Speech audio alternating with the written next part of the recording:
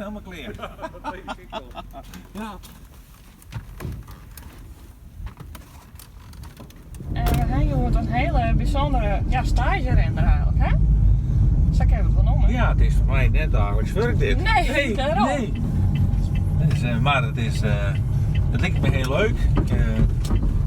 En daar een mooie RTV NOF maatschappelijke stage erin en krijg ze behoren benoemen wat het dient. Dus ik liet me jullie vooral verrassen. En ik ben heel benieuwd wat jullie thuis zien komen.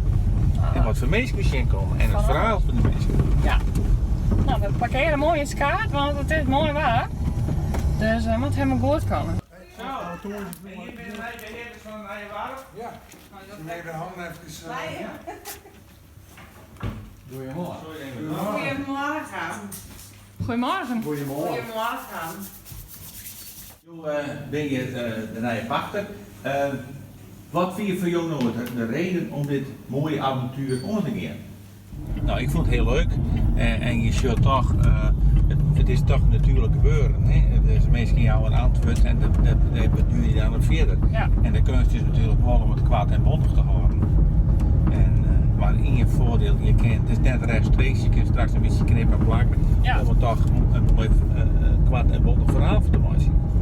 Heb je er al wat ervaring mee of is dit de eerste keer? Dit is de eerste keer, ja. Oké. Ja. Dus, en dat maakt het juist zo mooi dat je nou denkt voor de eerste keer door. En ik denk van bij mij maar zien dat het verhaal achter hetgene wat op televisie of op kabelkranten komt, daar ben je nog heel dichtbij betrokken. En natuurlijk, mensen weten net al wat er gebeuren moet. Nee. Nou? En als ik dan niks joch, die keer dat ik RTV en mij maken zolang ik hier nog burgemeester ben, is dat er daar wel mensen zijn die mij bevlogen, die een passie, die mij aan de gang binnen. En dat is dan vrijwilligerswerk. En dan zeg ik van, joh, wat mooi en wat ben we blij zijn dat we dit medium hebben. En dit ben we gewoon koesteren.